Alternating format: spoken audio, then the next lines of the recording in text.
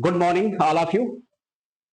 मैं प्रमोद कौशल आप सभी का वेलकम करता हूं अपने यूट्यूब चैनल सर्वोदय इंस्टीट्यूट पर। देखिए, आज हम आप सबको एक बहुत बढ़िया कंटेंट के साथ रिकॉर्डेड क्लास देने जा रहे हैं और हम सोच रहे हैं डेली ये बेहतर रहेगा क्योंकि इसमें समय जो है हमारा कम जाएगा और आप सबका समय बच जाएगा। मान लो हम 1 घंटे आपको दे रहे हैं, आधा घंटे आपके साथ डिस्कशन कर रहे हैं, वो चीज हम 15 मिनट में कर सकते हैं ना। और वही उतने ही 15 मिनट 20 मिनट आपको वीडियो देखने में जाएगा, जो चीजें बड़ी खास खास। और एक आज हमने नया फॉर्मेट भी सेट किया, बड़ा अच्छा लगेगा।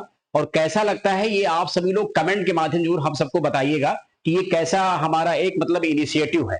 तो आज हम करंट अफेयर ऐसे ही स्टार्ट कर रहे हैं, यानी 15-16 अगस्त से करंट अफेयर स्टार्ट कर रहे हैं। पिछली वाली भी करंट हम दे देंगे, लेकिन अगर हम मान लो करंट अफेयर पढ़ाएंगे 1 अगस्त से, थोड़ा बच्चा कम इंटरेस्ट लेगा। और आज के बाद आपको रेगुलर करंट मिलता रहेगा ना, भले चाहे उसमें 5 ही क्वेश्चन क्यों ना बने हो, 10 मिनट का ही वीडियो क्यों ना हो, आएगा जरूर डेफिनेट। ठीक है, कोशिश करेंगे कि मॉर्निंग में जल्दी जल्दी वो अपलोड हो जाए, जिससे आप करंट अफेयर, आपको कोई पेपर नहीं पढ़ना है, ना हिंदुस्तान, ना दैनिक जागरण, ना अमर उजाला, ठीक है, ना कोई भी न्यूज़पेपर मत पढ़िए, सिर्फ आप हमसे जुड़िए और हमसे ये न्यूज आपको सारी कवर हो जाएगी। तो चलते हैं जल्दी से इस सेशन को मतलब स्टार्ट करते हैं। देखिए किस किस तरीके से क्वेश्चन है, क्वेश्चन भी बनाया है और नीचे उसकी बहुत बढ़िया हमने व्याख्या दे दी आपको, तो बड़ा अच्छा लगेगा।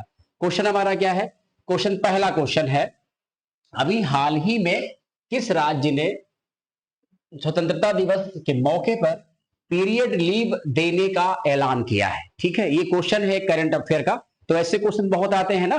तो पहले ये हम लोग जानेंगे कि कल जो हम लोगों ने मनाया है वो 78 इंडिपेंडेंस डे है ना। 78 नंबर का क्या है? स्वतंत्रता दिवस है। और यहां पर प्रधानमंत्री मोदी जी ने, ठीक है, मोदी जी ने 11वीं बार लाल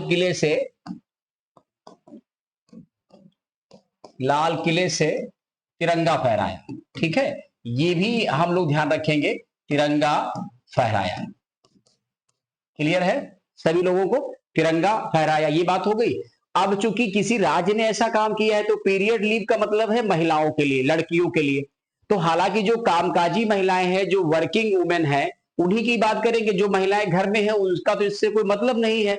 अब चूंकि पीरियड लीव है तो चूंकि मेटर्निटी लीव तो है नहीं, एक होता है मेटर्निटी लीव, ये भी आप सभी लोग जानते होंगे। मेटर्निटी लीव ये तो मिलती है 26 वीक की।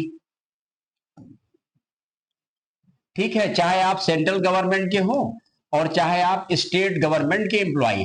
ठीक है, आपको 26 वीक की छुट्टियां मिलती हैं। इसका कोई पेमेंट काटती नहीं है, सारा पेमेंट आपको किया जाता है किसी भी प्रोफेशन में। हाँ, प्राइवेट में भी कर दिया गया, लेकिन प्राइवेट में जल्दी फॉलो नहीं करते हैं, वो अलग बात हो गई। तो अभी हाल ही में किस राज्य ने मतलब स्वतंत्रता दिवस के मौके पर पीरियड लीव देने का ऐलान किया है? और ऑप्शन है उड़ीसा, बिहार, मध्य प्रदेश, राजस्थान। तो यहां पर जो भी सही आंसर है वो उड़ीसा है, जिसको ओडिशा कहा जाता है। आज के टाइम में इसका नाम क्या है? इसका नाम है ओडिशा। ठीक है, ओडिशा राइट हो गया ना। तो सही आंसर क्या हो जाएगा? ओडिशा हो जाएगा। ठीक है, जरूरी नहीं कि जो ऑप्शन में स्टेट दिए जाए उनके सबके बारे में कुछ ऐसा हो। तो ये जो पीरियड लीव है ये मैटरनिटी लीव से अलग है। मैटरनिटी लीव मतलब मातृत्व अवकाश, जब कोई महिला ठीक किसी बच्चे को जन्म देती है तब ये कंडीशन आती है। और जो पीरियड लीव है ये तो चूंकि एक रेगुलर क्रम है महिलाओं के लिए, ये तो हर महीने आएगा। तो उसमें क्या है कि वही एक दिन छुट्टी मिलेगी आपको, चाहे आप उसके एक दिन पहले या 2 दिन, जैसे आप चाहे वैसे मैनेज कर ले, एक दिन की लीव ही आपको राज्य सरकार देगी।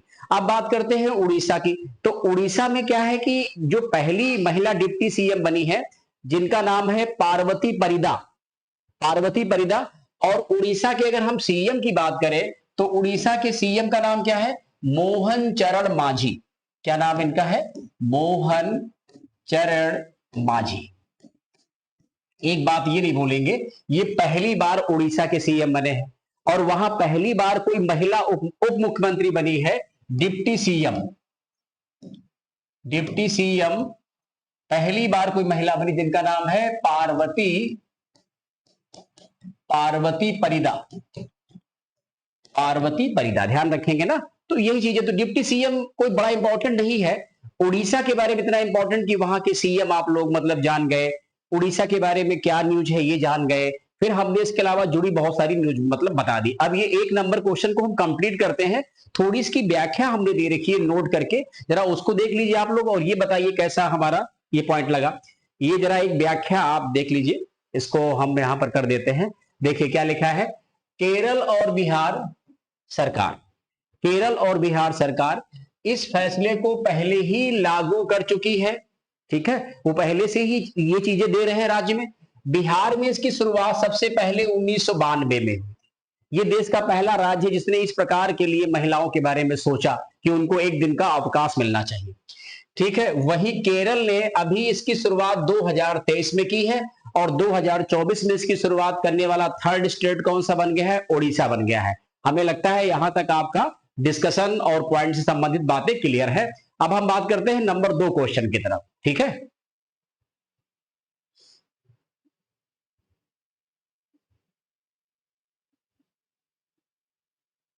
नंबर 2 क्वेश्चन क्या है, नागरिकता संशोधन कानून। इसका मतलब ये कब आया है, 2019 का कानून है, और जिसे अभी हाल ही में लागू किया गया है। याद आया, नागरिकता संशोधन कानून के तहत सबसे पहले नागरिकता किस राज्य के व्यक्ति को प्रदान की गई है, और ये क्वेश्चन मोस्ट इंपॉर्टेंट है, आने वाले एग्जाम के लिए मोस्ट इंपॉर्टेंट है। आप एग्जाम चाहे यूपीएससी दे रहे हो, चाहे पीसीएस, कोई भी एग्जाम दीजिए, हमारा जो करंट अफेयर है वो 0 टू हाई लेवल है।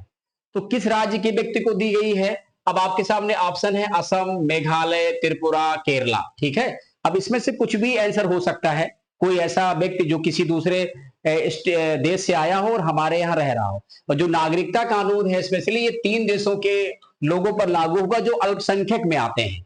जैसे एक है बांग्लादेश, एक है पाकिस्तान, और एक है अफगानिस्तान, और इन तीनों के माइनॉरिटी, तीनों क्या हो जाएंगे, माइनॉरिटी। माइनॉरिटी तो अल्पसंख्यक। तो ध्यान रखेंगे मुस्लिम छोड़ करके, मुस्लिम को छोड़ देंगे इन तीनों देशों को, क्योंकि मुस्लिम इन तीनों देशों में क्या है, मेजॉरिटी में है, क्योंकि तीनों मुस्लिम राष्ट्र हैं।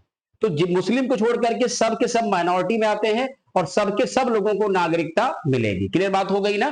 तो अब बताइए सबसे पहले किस राज्य के व्यक्ति को मिली है, तो इसका आंसर हम किसके साथ जाएंगे, दूसरे का असम सही हो जाएगा। क्लियर हो गया पॉइंट, एक तो ये हो गया। तो सारे विद्यार्थी पहले ट्राई कर लेंगे क्वेश्चन को, फिर अपनी राय देंगे कैसा उनको नजरिया लगा, ये कैसा व्यू है। अब इसके बाद हम लोग व्याख्या कर लेते हैं इसकी, जरा ये भी देख लेते हैं क्या लिखा हुआ है। यहां लिखा हुआ है नोट, जैसा कि हम पढ़ाते वक्त आप सबको समझाते बताते हैं कि किस तरीके से सीएए के तहत मिली पहली नागरिकता।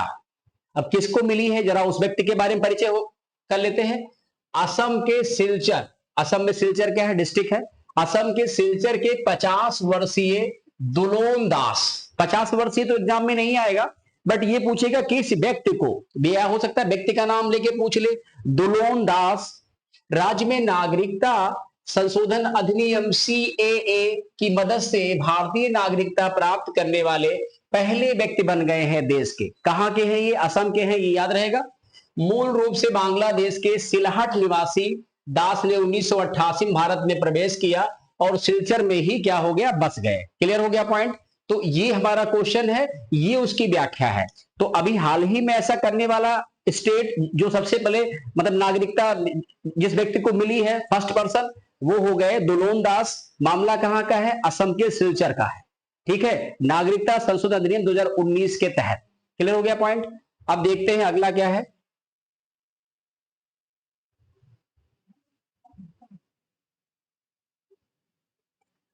क्वेश्चन नंबर 3 है, क्या लिखा है, अभी हाल ही में किस देश की न्यायपालिका ने पीएम को पद से हटाया है। ठीक है, कभी कभी न्यायपालिका भी हमारे यहाँ ऐसी है, या विश्व के और भी बहुत सारे देश हैं जहां पर न्यायपालिका को अधिकार है कि वो कार्यपालिका के मामलों में दखल देते हैं। हालांकि इसमें पीएम की ही भूमिका थी, उन्होंने अपने कैबिनेट मंत्री के साथ जो है एक प्रकार के रूल के तहत जाके या बिना रूल के तहत जाके कुछ काम किया, जिसकी वजह से कंप्लेंट हुई और इस मामले को देखा गया। तो अभी हाल ही में किस देश की न्यायपालिका ने पीएम को पद से हटाया है, आपको बताना है कि वो कौन सा देश है जहां पर जो अदालत है, कोर्ट है, उसने वहां के पीएम को ही हटा दिया, कहा पद से बर्खास्त कर दिया, और वहां नया पीएम मिलेगा आपको। क्या बात है? अब इसमें ऑप्शन क्या क्या है? थाईलैंड है, थाईलैंड है, नेपाल है, मलेशिया है, सिंगापुर है, ये 4 ऑप्शन है। तो कमेंट में देखते हैं क्या आंसर सही है। ये बात कर रहे हैं हम थाईलैंड की, क्लियर हो गया ना? थाईलैंड की बात कर रहे हैं ना। तो अब इसमें क्या है कि जरा इसकी व्याख्या हम लोग देख लेते हैं, क्या नाम है पीएम का।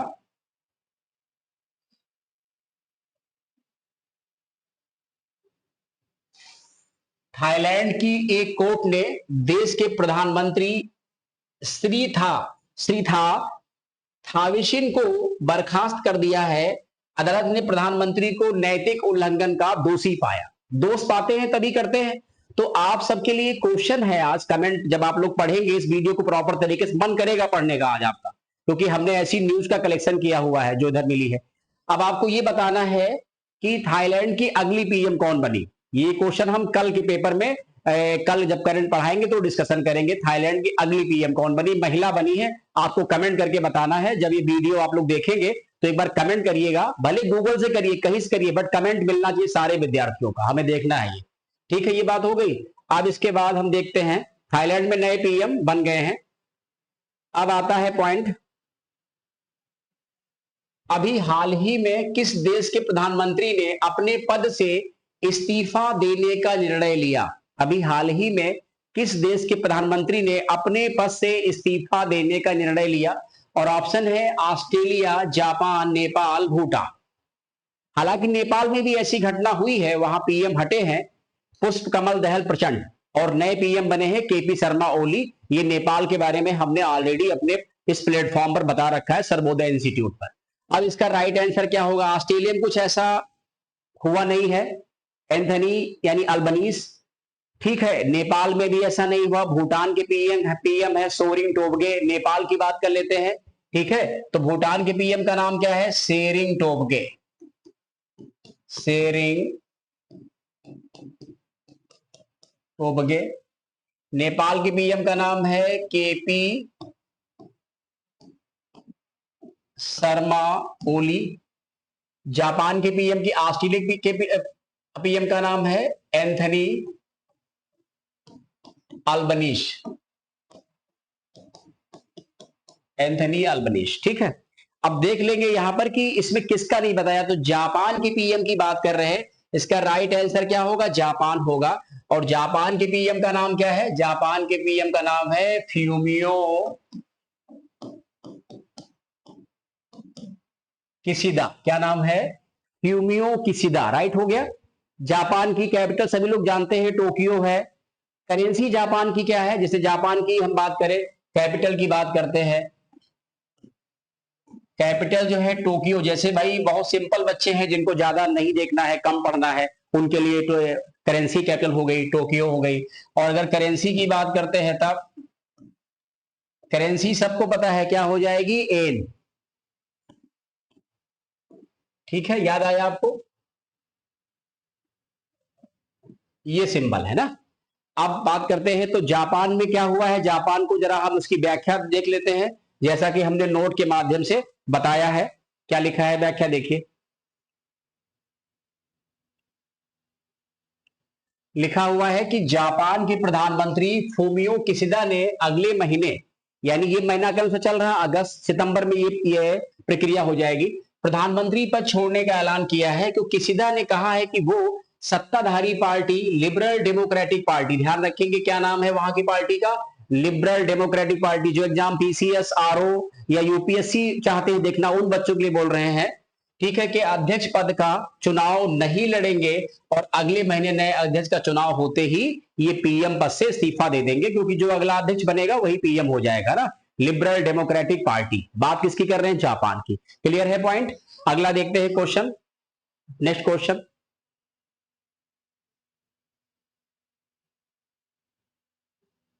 क्वेश्चन नंबर 5, भारत के नए गृह सचिव कौन बने हैं? यानी who is the new home secretary of India? Option है अजय कुमार भल्ला, टीवी सोमनाथन, गोविंद मोहन, राहुल नवीन। ठीक है, क्लियर बात हो गई ना। तो इसका सही आंसर क्या हो जाएगा? भारत के जो नए गृह सचिव बने हैं इनका नाम है गोविंद मोहन और ये यूपी कैडर के ही आईएएस ऑफिसर है। क्लियर हो गई बात? तो एक तो आपको आंसर मिल गया। अब इन्होंने किसका स्थान लिया? इन्होंने स्थान लिया है अजय कुमार भल्ला का। ध्यान से वीडियो को सुनेंगे, समझेंगे, फिर नोट्स को बनाएंगे, हड़बड़ाहट नहीं करेंगे। अजय कुमार भल्ला का बात करते हैं, टीवी सोमनाथन की। तो ये वित्त सचिव के पद पे थे, ये भारत में वित्त सचिव के पद पे थे। ये सारे केंद्रीय अपॉइंटमेंट है, इनका राज्य से कोई मतलब नहीं है। और वित्त सचिव को ही क्या बना दिया गया है? इनको बना दिया गया है भारत का अगला कैबिनेट सचिव। क्या बोलेंगे? कैबिनेट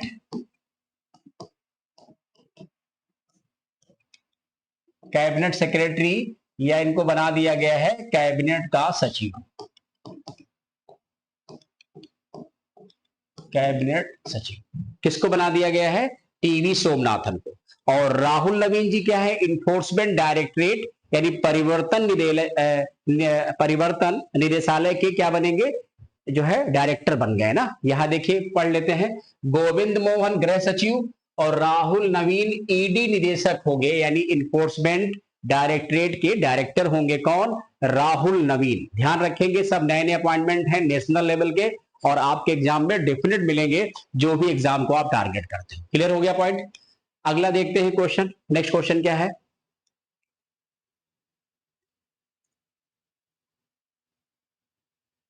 वर्तमान समय में भारत में रामसर साइट की संख्या कितनी है? ये भी क्वेश्चन बहुत बढ़िया है और अच्छा कंटेंट भी है इसमें, क्योंकि भारत में रामसर साइट की संख्या कितनी, हमने इसको अपने प्लेटफॉर्म पे पढ़ा रखा है। और हम सभी विद्यार्थियों से भी गुजारिश करेंगे कि थोड़ा सा इसको शेयर कर दिया करें आप लोग। स्टेटस भी अगर कोशिश करें तो लगा ले तो बहुत अच्छा रहेगा ना। तो वर्तमान से भारत में कितने रामसर साइट की संख्या है? वर्तमान मतलब जो प्रेजेंट पूछ रहे हैं। और इसमें बहुत सारे बच्चे 75 भी टिक कर सकते हैं, 80 भी टिक करेंगे, 82 भी टिक करेंगे, 85 भी टिक करेंगे ना। ऐसा वो टिक कर सकते हैं। एक्चुअल में राइट आंसर क्या है? Right answer will be 85। समझ रहे हैं हमारी बात?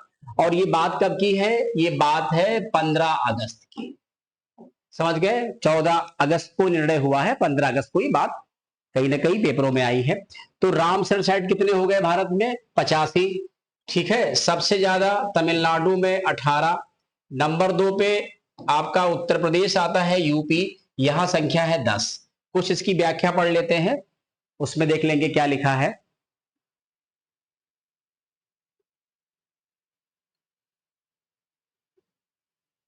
भारत के 2 बर्ड सेंचुरी और 1 जलाशय को मिला है रामसर साइट का टैग या दर्जा।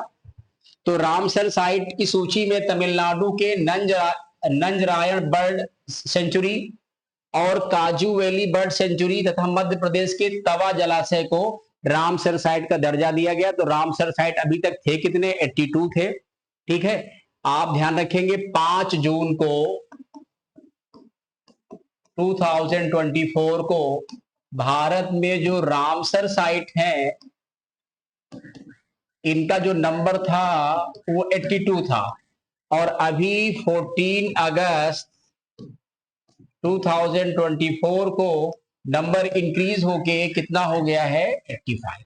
और कौन 3 ऐड हुए हैं? यही चीज हमने यहां पर व्याख्या करके आपको बताई है। क्वेश्चन नंबर देखते हैं नेक्स्ट।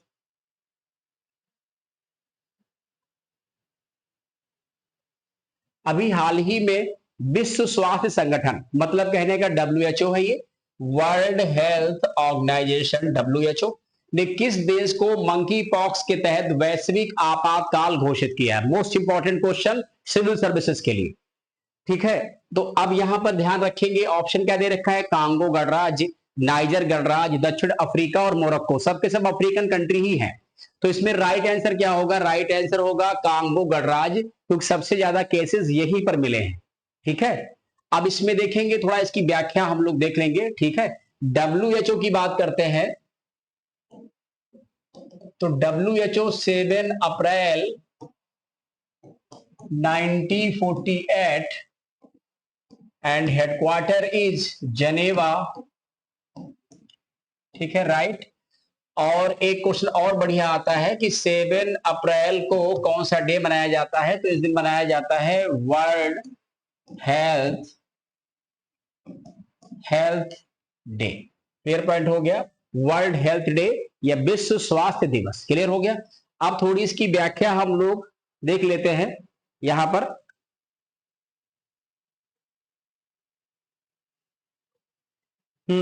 अफ्रीका के 13 देश इन दिनों एमपॉक्स या मंकी पॉक्स के प्रकोप से जूझ रहे हैं। जीव जंतुओं के प्रकोप में आएंगे तभी मंकी पॉक्स होगा। हाथ में आपके सब पूरे स्किन पे दाने पड़ जाएंगे, ठीक है, जैसे लग रहा होगा दाने, थोड़ा सा जैसे लग रहा कुछ उसमें पस हो गया हो ना। तो क्या लिखा है, इनमें से 96% जो अधिक मामले मिले हैं वो केवल कांगो में मिले हैं। ये भी अफ्रीकन कंट्री है कांगो। अब WHO क्या करता है, ये एक वर्ल्ड लेवल पर स्वास्थ्य मामलों को देखने की मतलब एजेंसी है ना। तो इस बीमारी के प्रकोप का अध्ययन करने और इसे वैश्विक स्वास्थ्य आपात घोषित करने के दृष्टिगत संयुक्त राष्ट्र स्वास्थ्य एजेंसी है जिसका नाम है WHO के महानिदेशक, ये भी मोस्ट इंपॉर्टेंट है, ये नाम नहीं भूलेंगे, ये WHO के डायरेक्टर जनरल है। क्लियर पॉइंट हो गया। क्या लिखा है, WHO के डीजी नाम क्या हो गया, टेड्रोस एडनॉम घेब्रेयेसस, ठीक है, ये भूलेंगे नहीं, इंपॉर्टेंट है। WHO के डीजी कौन है। एक बैठक बुलाई, उसी बैठक में ये निर्णय लिया कि हम आपातकाल घोषित, जिससे कहीं ना कहीं यूनाइटेड नेशन की तरफ WHO की तरफ क्या होगा, फंड भी मिल जाएगा और सपोर्ट भी मिल जाएगा। तो ये बात समझ में आ गई ना। अब देखते हैं नेक्स्ट क्वेश्चन।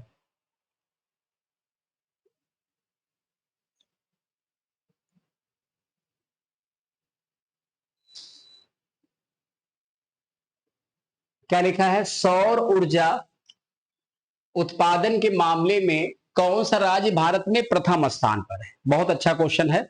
सौर ऊर्जा, solar energy production in which state number 1 in India. अब कुछ दिन के बाद इसको दोनों हम हिंदी में दोनों में करेंगे, थोड़ा टाइम जाएगा, आप वेट करिए। हमने क्या बोला था कि इस चैनल को हम सिविल लेवल के लिए बनाने वाले हैं ना, तो इस चीज का हम ध्यान रखेंगे। तो दोनों लैंग्वेज में करेंगे, तो जो बच्चे हिंदी मीडियम इंग्लिश मीडियम होंगे वो दोनों का फायदा हो जाएगा। तो इसमें ऑप्शन क्या दे रखा है, ऑप्शन देख लेंगे एक बार, क्या क्या ऑप्शन है।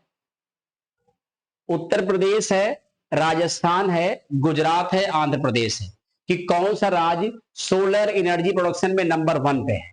तो बताइए कमेंट करके क्या सही आंसर हो जाएगा, ठीक है। तो यहां पर हम लोग देख लेंगे जो नंबर 1 पे स्टेट आ रहा है उसका नाम है राजस्थान। तो यहां पर हम लोग देख लेंगे राइट आंसर क्या हो जाएगा, राइट आंसर हो जाएगा राजस्थान।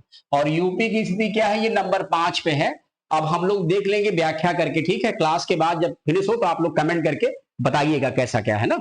अब इसके बाद क्या है point,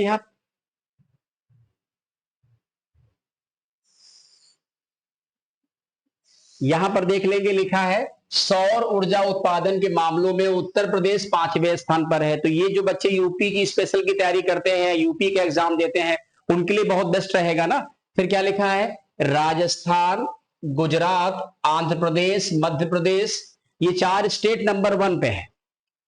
number 1, number 2, number 3, number 4 और नंबर 5 पे कौन आएगा, उत्तर प्रदेश। ये सब नोट कर लेना डेटा। अभी उत्तर प्रदेश में 3840 मेगावाट बिजली का उत्पादन करने के लिए 9 सोलर पार्कों की स्थापना की जा रही है। एक ये प्रयास है उत्तर प्रदेश गवर्नमेंट का। सौर ऊर्जा उत्पादन में उत्तर प्रदेश का जो लक्ष्य है वो 22,000 मेगावाट रखा गया है। और इसे कैसे पूरा करेंगे, क्या प्रयास करने पड़ेंगे उत्तर प्रदेश गवर्नमेंट को, तो पीएम सूर्य घर योजना है, ये एक स्कीम लॉन्च की गई थी। आप सबको याद होगा जब राम मंदिर का जो उद्घाटन हुआ था उसी समय पर यह स्कीम लाई गई थी 2024 में। तो इसके तहत क्या है, उत्तर प्रदेश 25 लाख घरों की छत पर सोलर पैनल संयंत्र की स्थापना की जाएगी। पूरे भारत में टारगेट 1 करोड़ का है पीएम सौर घर योजना के तहत। इसमें आपको सब्सिडी भी मिलेगी, इसकी ब्रॉड इंफॉर्मेशन गवर्नमेंट अपनी साइट पे दे रही, वहां से पता कर सकते हैं। 25 लाख घरों में छतों पर सोलर पैनल लगाए जाएंगे, बशर्ते लीगल कनेक्शन होना चाहिए बिजली विभाग से। क्लियर हो गया पॉइंट। तो सौर ऊर्जा उत्पादन number 1 Rajasthan, number 2 Gujarat, number 3 Andhra Pradesh, number 4 Madhya Pradesh, number 5 पे उत्तर प्रदेश। और यूपी स्पेशल के लिहाज से मोस्ट इंपॉर्टेंट है, इसीलिए इसका इतना डिस्कशन किया। क्वेश्चन नंबर बात करते हैं 9 नंबर क्वेश्चन की। मोस्ट इंपॉर्टेंट है 9 नंबर क्वेश्चन, आप इसको लॉक कर दीजिए। Most important, most important question है। क्या लिखा हुआ है, संयुक्त राष्ट्र महासभा के 69वें सत्र के अध्यक्ष किस देश से बनाए गए हैं। मतलब कहने का अभी जो कार्यकाल पूरा होने वाला है सितंबर में, वो 78वें सत्र के अध्यक्ष हैं। तो सबसे पहले हम 78 सेशन की बात कर लेते हैं, 78 सेशन की बात कर लेते हैं, ठीक है। और किसकी बात कर रहे हैं, UNGA, United nation general assembly, संयुक्त राष्ट्र महासभा। तो जो 78 सेशन है इसके जो अध्यक्ष रहे हैं इनका नाम है डेनिस फ्रांसिस। डेनिस फ्रांसिस, क्या नाम इनका है? Dennis Francis. क्लियर हो गया। और ये किस कंट्री के हैं? ये त्रिनाद एंड टोबाको के हैं। क्लियर हो गया पॉइंट। ये 78 सेशन के हो गए अध्यक्ष जो हमने आप सबको पढ़ाया है, जिनका कार्यकाल 5 सितंबर 2023 से लेकर के, ठीक है, इनका कार्यकाल जाएगा 10 सितंबर 2024 तक। नियर अबाउट 1 ईयर का कार्यकाल होता, समाप्त होने वाला है। और इसकी बैठक अभी अगले महीने होंगी। अभी तो अगस्त चल रहा है ना, अगले महीने में इसकी बैठक वार्षिक होती है, हमेशा न्यूयॉर्क में होती है। अब चूंकि पूछा गया है कि 79वें सत्र जो अगला शुरू होने वाला है इसके अध्यक्ष किस देश के बनाए गए हो, क्या नाम इनका है? तो इनके अध्यक्ष बनाए गए हैं कैमरून के। ऑप्शन क्या दे रखा है? जमैका, हंगरी, त्रिनाद एंड टोबैको और कैमरून। क्लियर हो गया। तो अभी जो है वो कैमरून के हैं। अब आपको 79 सेशन का पढ़ना है, वो किस देश के हैं? कैमरून के हैं। और जरा पता कर लीजिए वो कौन से शख्स हैं, ठीक है, उनके बारे में आ जाइए।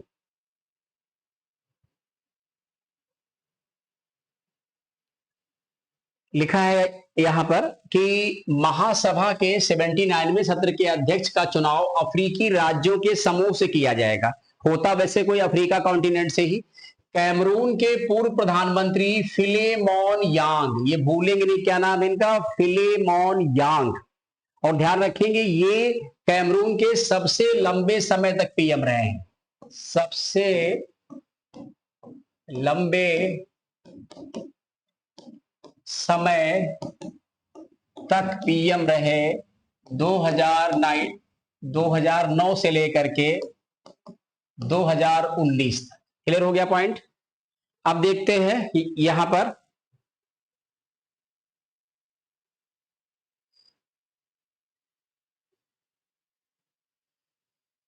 को कैमरून द्वारा नामित किया गया है। फिलेमोन यांग को कैमरून ने ही नामित किया है। इनका कार्यकाल 10 सितंबर 2024 से शुरू होगा। ये कैमरून के सबसे लंबे समय तक रहने वाले प्रधानमंत्री, जैसा मैंने आपको पहले ही बता दिया पॉइंट। अब बात करते हैं, क्वेश्चन आता है कि क्या संयुक्त राष्ट्र महासभा में कोई भारत की तरफ से नहीं रहा? तो ये भी सवाल उठता है, क्योंकि भाई अब देश की संख्या अगर यूएनओ की बात करते हैं आप, तो यूएनओ में कंट्री कितने हैं? 193।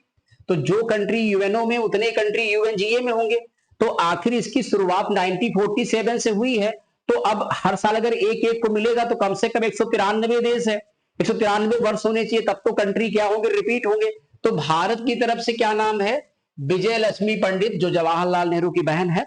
1953 में संयुक्त राष्ट्र महासभा के 8वें सत्र की पहली महिला अध्यक्ष के रूप में चुना गया था। यानी किसी देश की कोई पहली महिला अध्यक्ष बनी ही नहीं थी। अभी विश्व में 4 ही देश हैं जिन्होंने अपने देश में यहां महिला अध्यक्ष, महिला को मौका दिया है। उसमें से एक इंडिया भी है। 3 देश और हैं, आप कमेंट करके बताइएगा वो 3 देश कौन है। अगर आप मेहनत करने वाले विद्यार्थी हैं तो डेफिनेट कमेंट करेंगे, ठीक है। इसके बाद देखते हैं पॉइंट। तो ये चीज हम लोग ध्यान रखेंगे। फिलोमान यांग कैमरून के, डेनिस फ्रांसिस को हटा देंगे और सभी लोग अपने नोट्स में अपडेट भी कर लेना। लास्ट क्वेश्चन है आज का।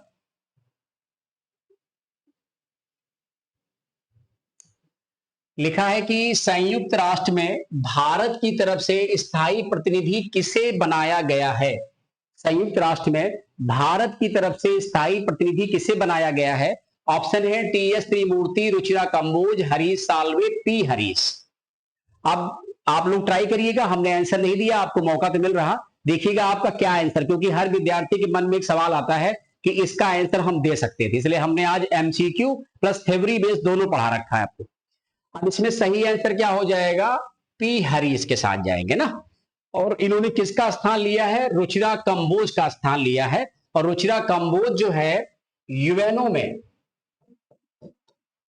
स्थायी प्रतिनिधि के तौर पर फर्स्ट फीमेल थी, ये ध्यान रखेंगे, फर्स्ट फीमेल, ठीक है, फ्रॉम इंडिया, भारत से बनने वाली पहली महिला, याद रखेंगे ना। रुचिरा कंबोज, जिनका कार्यकाल अभी कब समाप्त हो गया है? 2 जून 2024 को। तो ये 2 जून 2024 से ही पोस्ट ये वैकेंट थी। अब तो ये जर्मनी से, मतलब जर्मनी में एज ए रहे, मतलब ठीक है, विदेश उसमें।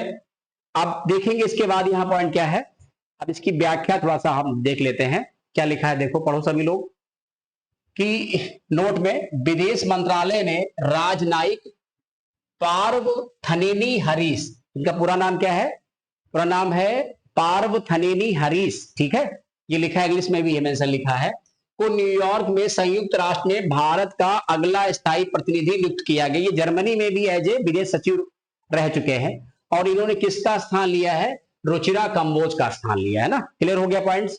तो आज हमने जो एक नया स्टार्टअप या नया तरीका पैटर्न अपनाया है, हो सकता है ये आपको सबसे बेहतर लगे और इसमें हमने इसलिए इसको रिकॉर्डेड किया, अभी इसको अपलोड कर देंगे और आप सभी लोग देख लीजिएगा और अपनी अपनी राय दीजिएगा, कमेंट जरूर करिएगा कि ये सेशन या ये तरीका कैसा लगा। इसी तरीके पे काम करते हैं तो आपको किसी भी एग्जाम में, जैसे आज का जो सेशन, इससे मिनिमम 2 क्वेश्चन एग्जाम में लॉक कर दीजिए आप लोग, ठीक है। तो चलिए पढ़िए और जहां कोई अपनी बात हो आप लोग कमेंट के माध्यम से कहिएगा, बताइएगा, ठीक है। बाकी हम देखते हैं और हम आपकी क्या हेल्प कर सकते हैं ना। तो इस सेशन को यही कंप्लीट करते हैं, कमेंट जरूर करेंगे, ठीक है। धन्यवाद, थैंक यू सो मच।